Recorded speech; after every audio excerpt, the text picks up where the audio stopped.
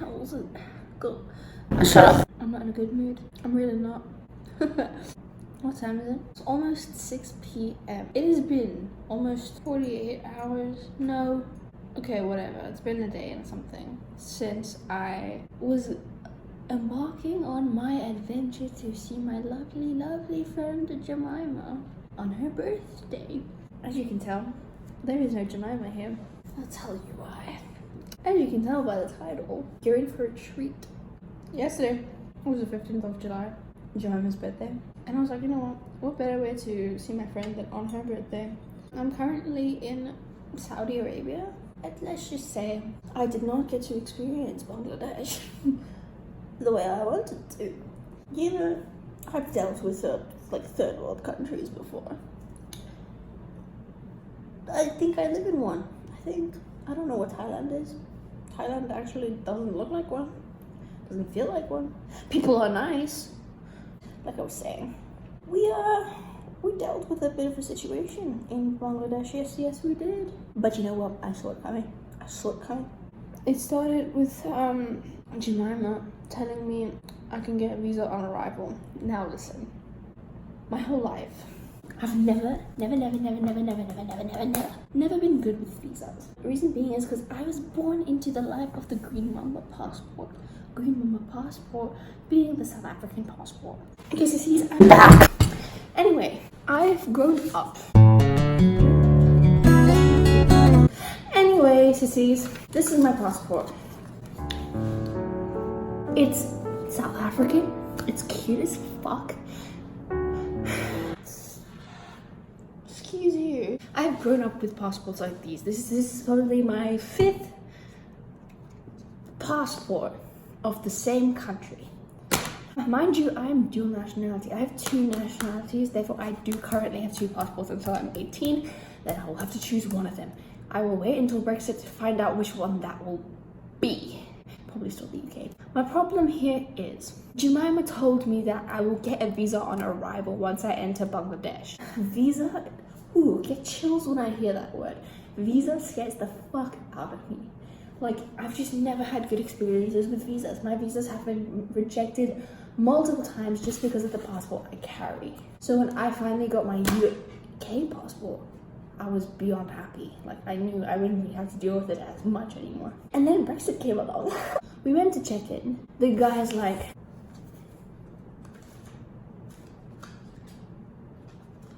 do you have visa? I sit there like, no visa. I'm getting it on arrival, you know, like my friend said. He's like, no, you need a visa. I was like, okay, bro. Let me check you right now, bro, because that is not true. Do you live in Bangladesh? I don't think so. My friend does. Jemima does. And she told me that I can get it on arrival, bitch. He was like, Let me check. and he tells me, there's 2 new systems. I mean, there's 2 systems. And I was like, well, what do you mean 2 systems? He's like, there's the new system and then there's the old system. The new system says you need to have a visa in check-in. Like, you have to have it on you. Like, you have to have it prior to your departure. I was like, okay, fair enough. I don't have that. But what's the second thing? He's like, the second thing is the older version. And the older version states that you are allowed to get a visa on arrival in Bangladesh if you have proof stating origin of Bangladesh. I was like, I'm not fucking Bangladeshi, so we've got a bit of a problem. Anyway, the situation got really hard for me to handle. I started getting really stressed out. He suggested that I go get a coffee, come back. The guy then just literally gives me my 2 boarding tickets because I have a connection in Dubai airport. And he's like, there you go, this is your flight tickets from here to Dubai, and then this one is from Dubai to Dhaka. I was like, okay, cool. So I can go. All he said was, we called Dubai, Dubai called Bangladesh, and Bangladesh said, wrong, stupid, should have continued stressing the fuck out, because that is where the story gets funny. On my flight towards Dubai, I started feeling weird. I was like, Okay. I had a 3-hour wait in Dubai, which was fine. I had fun. I had freedom. I could walk. I could do what I wanted, and I got McDonald's. That was great. Lovely bit of Mackie D's. And then I went to my boarding gate and I flew to Bangladesh. The thing is, the boarding situation was so out of hand. The people who were going to Bangladesh are so, I'm not trying to sound rude or anything, but like for me flying to Saudi, me flying to Dubai, me flying to Thailand, me flying to South Africa, it doesn't matter where I fly to. There is a system. You are in a line and you wait for your zones to be called if you are not a family or if you're not a part of business class, first class, and then skywards memberships, because I always fly with Emirates, and Emirates is like, no shade to Emirates in this video whatsoever. I do not want to lose my membership. What I'm trying to say here is this is the first time there was no system. Like, people were pushing, people were shoving, people were trying to get to the front, and then this other random guy is just standing there and he's letting everyone go through. So I'm like, you know what, I don't want to be dealt, I don't want to be pushed in a fucking makeshift mosh pit of a situation, so I'm gonna go this way. I probably shouldn't have done that, to be fair, because he didn't ask for your visa, he didn't do shit like that. I'm pretty sure they asked for your visa in the other situation. I got through, I got on the plane. I was sitting next to this girl and her mum, and oh my God, the girl fell asleep on me multiple times, and I just found that so fucking annoying. Like, get the fuck off, man. Get the fuck off. But she lent me her pen when I was writing my little arrival card stuff, so thanks, Sissy. This is where we land in Bangladesh. After a 6-hour flight, we land in Bangladesh. I'm gonna tell you the story just because of how traumatized I actually am about the situation. Like, the amount of tears I have shed, the amount of panic attacks I had, it was just fully not what I wanted at all. But you know what? It was an experience, because I will tell you why in a moment. I got to Bangladesh. Jemima gave me a step-by-step situation on how to get through immigration. I was like, thank you. So she told me, go to visa on arrival, like kiosk first, get your visa on arrival, go through immigration, get to baggage claim, and then meet us outside. I was like, okay, perfect. I get to visa on arrival. Mind you, the South African passport actually looks very similar to the Bangladeshi passport. So the guy is looking at my passport and he's like looking through it, he's looking through it, and he's looking at me like, why the fuck are you here? And then I'm like, what? And he's like, he looks at the front again, he looks closer, and he's like, this is a South African passport. I'm like, yep. He's like, oh, he says it again for a second time. I'm like, I'm South African, so yeah, it's a South African passport. South African with a passport. South African passport. I do really shitty maths at school, so I mean, if I could put two and two together, why do you look so shocked, my dude? He's like, sorry, we don't give on-arrival visas to South African passports. I was like, oh, fuck. Dude, I had no words. The first thing I said was, oh. And then I gained some consciousness of what was happening. Like, I started shaking at that point. I was like, but I felt it in my chest first. I was like, oh, no. What do I do now, sir? I was in a foreign country, a third world country, and I'm here being rejected entry. Okay, Sissy, let's calm down. My dog is whining. Come in, please. Come inside. In. My dude, make up your mind, bro. What do you want? He says, go over there. I look at where he's pointing. It's a bloody chair. Before I go to that, those chairs, this guy in like a yellow and red shirt comes up to me and he asks me, is this you? And it's a name, it's a paper with my name on it. I was like, yeah, that's me.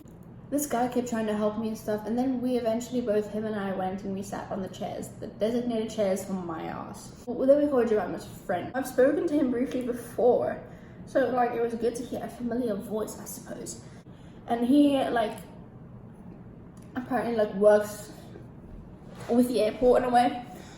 So he basically gave me a rundown of the situation of how I'm not being allowed a visa. Somebody fucked up in the airport telling me that I was allowed to have a visa on arrival, and that was very false information. So it gets to the point where I'm led by a police officer to this other big police officer in his little makeshift office where the walls are crumbling. You can see up into the ceiling where the foundation is being built or was being built and then just stopped being built. It's literally a desk, 2 wooden chairs, and then the chair I was sitting on, and then there's sofas on the side that are ripped. It's faux leather that is ripped apart, and a wooden table. Mind you, I'm good with third world countries. It's just the situation I was in.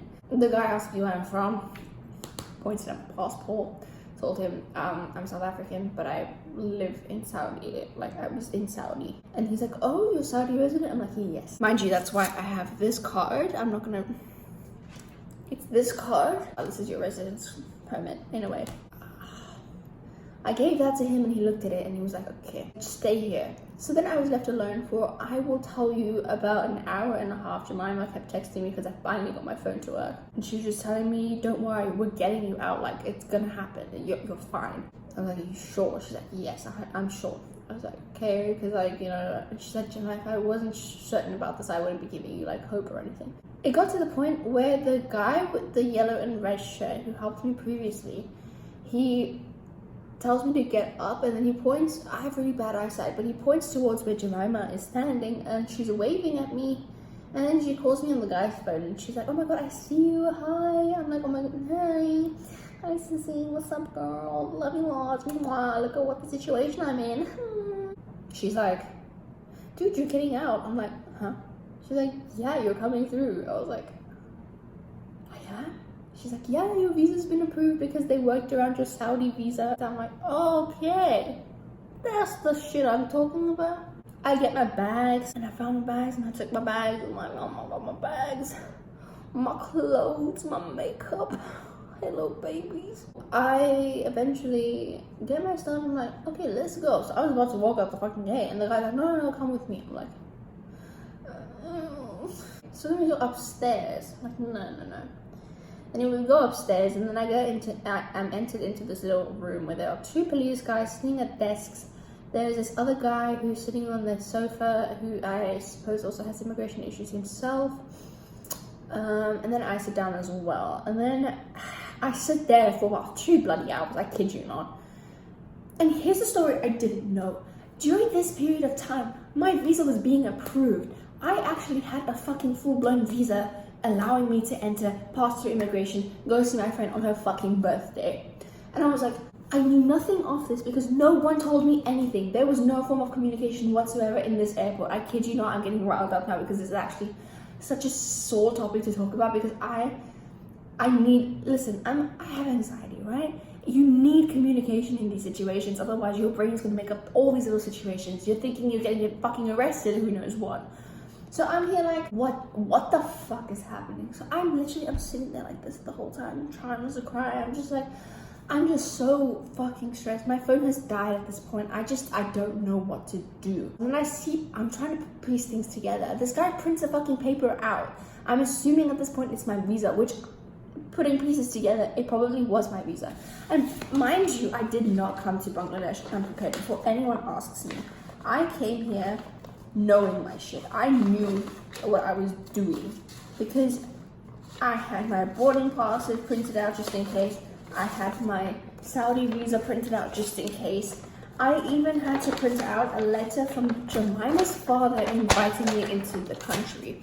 So it's just, I was prepared for this shit, and then having it all being blown up, I'm just like, what the actual fuck, you know? Like, it's not okay. This guy was printing out my visa. For sure he was printing out my visa.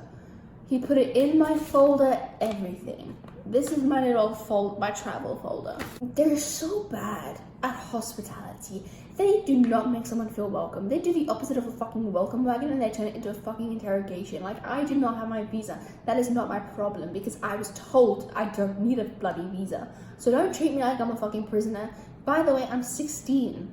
I'm 16 in a foreign country, a country I've never been to before. A country that, like, is so different to countries I'm actually, like, used to. It's just, you know, it's like, cut me some slack. After all this time, the guy looks at me and he smiles. It's not a friendly smile, by the way. It's like a cocky, in-your-face, malicious type of smile. And he smiles at me and he's like, okay, so you're going back to Dubai now. I was like, sorry? He's like, yeah, we get you the next flight and you're going back to Dubai. Maybe next time when you get back here, you know what you're supposed to do. Bitch! Know what I'm supposed to do? Bitch, I didn't know what I was supposed to do because your fucking country doesn't know what to fucking tell people what to do. You had no information on the internet whatsoever about what a person is supposed to do, especially a person holding the green mamba passport of the fucking country, of the world, actually. Thank you very much. It's like, know what I'm supposed to do, give me information on what I'm supposed to do, communicate with me so I know what I'm supposed to do. I don't know fucking jack shit. So this is my second panic attack of the day. I asked him if there's a place where I can charge my phone so I can communicate with my friends, because I wasn't even allowed to go to Jemima and tell her, I'm so sorry, I won't be there. I cannot come through. Like, they didn't even give me that sense of freedom, you know? They took the whole holding someone captive to a whole new level. I felt like I was trapped. I was trapped, honestly. I couldn't do anything. Anyway, they gave me a little charging port station to go to, and I charged my phone, got some Wi-Fi again, and I called Jemima. Yo, she's sad, bro, and I was sad. Jemima's mom was going off like the bad bitch she is, and then I was like, oh my god, I love her. Anyway, I just wanted them to come through, you know? If I wasn't allowed to go and see them, wasn't allowed to stay with them, even though this literally states that I was welcome to come and stay with them. The thing is, a visa goes up to 30 days, you know? It does. I was there for 10 days. My visa was approved, fam. My visa was fucking approved. I had one motherfucker decides no. Out of a whole bunch of police dudes that I was talking to, going through, having Jemima speak to, having Jemima's mom speak to, having Jemima's dad speak to, having my parents speak to in fucking Dubai, one guy changed it all. One guy said no. I thought this was all for nothing. I was like, I come here and I get nothing out of it. Wrong. So wrong. Kids, they do not fuck with you when they say you get something out of nothing. The shit that I riled up, fam. The shit I have riled up in that country. Let's just say this situation got a lot of police people involved in Bangladesh. Ended up being a situation that the Prime Minister had to get involved in. The Prime Minister. And even this Saudi ambassador was involved. Oh, Perrier. He told me that I had basically almost somewhat caused a small-scale crisis in their country. And you know what? Good. I am bloody happy about that. Because if you are going to deny my access, my freedom into a country, just because of the passport that I own, which, by the way, is really fucking stupid. Like, visas...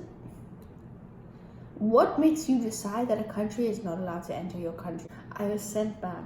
I was bloody deported from a third world country that I had never been to before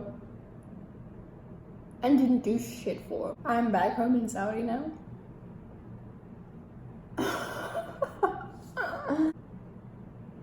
Shit's whack.